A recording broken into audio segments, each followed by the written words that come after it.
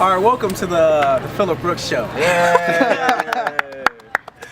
Today's guest, we have Alan Palmer, and we're asking him what the difference between a fixed mindset is and a growth mindset. A fixed mindset is a mindset that you have to be smart in order to learn and to be successful in a subject. A growth mindset is work hard and your brain is like a muscle and it grows. Alan, what do you feel? What type of learner are you? Well, learner, like being wise, like I probably feel like I'm sometimes a hands-on learner. You know, I can, learn things, through working at it and stuff. And then sometimes I'm just like just have the memorization learner. Like I have to memorize and like read and memorize. And, I do memory, certain skills or certain tests to make sure I'm memorizing. So what would you say is your favorite subject? What subject do you do well in? My favorite subject would have to be mathematics. So with mathematics, do you work hard or do you slack off and you're able to just get an A or what is it? Because you're in a high math. Yeah, for math, I think, it's just something that I have an interest in. That's why I'm able to like you said, kind of maybe sort of slack off and then, it comes easy to me, something like that. So since having that interest and been doing it since like I was young, that's it, pretty much it, like it comes easy. Thank you very much, Alan Palmer. Stay black, man. And right here. Hello, everybody. I'm here with Jackie and Eddie Nelson. And Jackie, I have a couple questions for you. I'm wondering, what is your favorite subject in school? I'd probably say English. English? Okay. And why is that?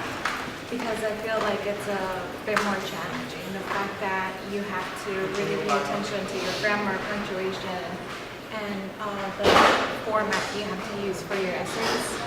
So it takes a lot of more dedication, and you have to be on it in order to get things right. But Do you think it's a challenging course for you?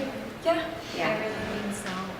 Because before I had a lot of problems writing essays. So would you say that you're naturally good at English, or you? No, I would say that the more I practice, writing my essays, and the more I go over the things that I'm weak on, I get better. It's not something that naturally comes to me. Okay. Awesome.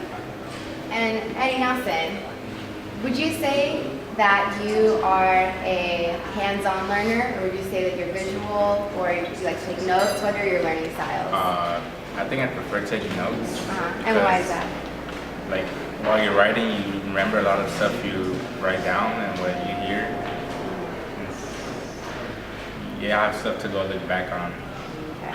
What subjects right now are the most challenging to you? Do you think? I'd say my English class. And are you doing well? Yes. So But it's it's challenging, but you're Yeah. working hard. Okay. All right, that's it. Hello, we're back at the Phillip Brooks Show from commercial. We're sitting here with Natalia.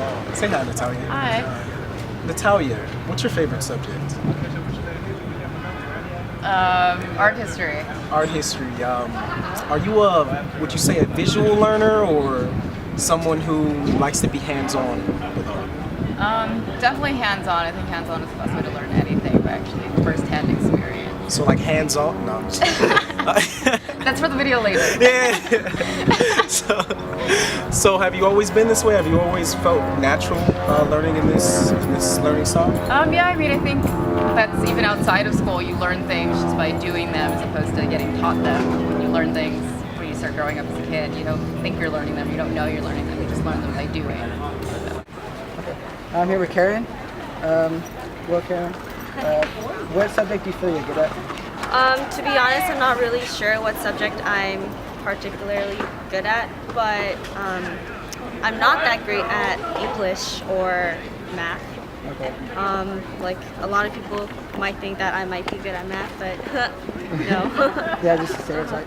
Okay, well, why do you think that you're not good at that, each of those things? Well, math, it's because, it's kind of like a foreign language, and you kind of have to know what you're doing in order to get it. If you don't get it, then you don't get it. you have to like pay attention and like master it.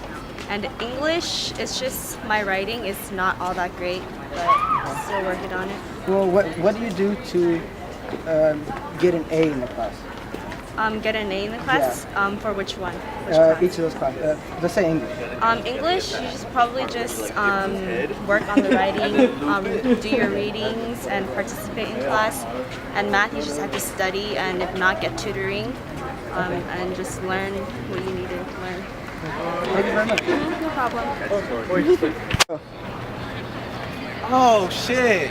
I guess we have one more interview for the Phillip Brooks Show. Hi, how are you doing? I'm Phil. George, man. George, man, nice to meet you. Nice to meet you. How are you doing today? Good, and you? I'm doing great, man. I have a couple questions for you. Yeah. When you go to school, what subjects are you doing really bad in? It's mostly history.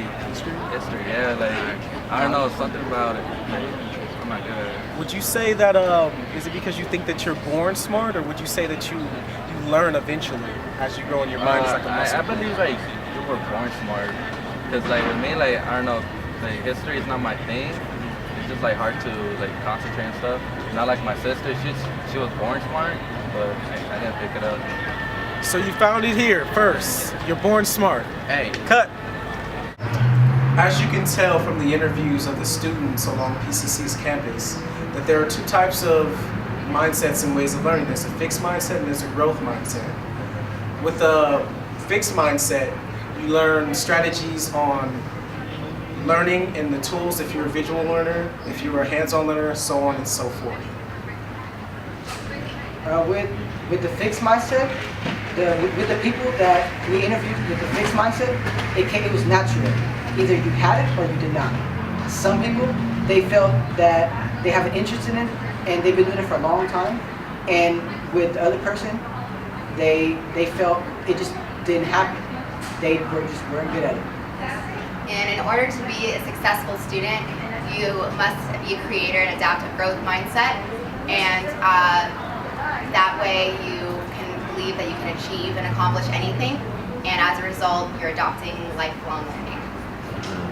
And here's the end. Stay classy, San Diego.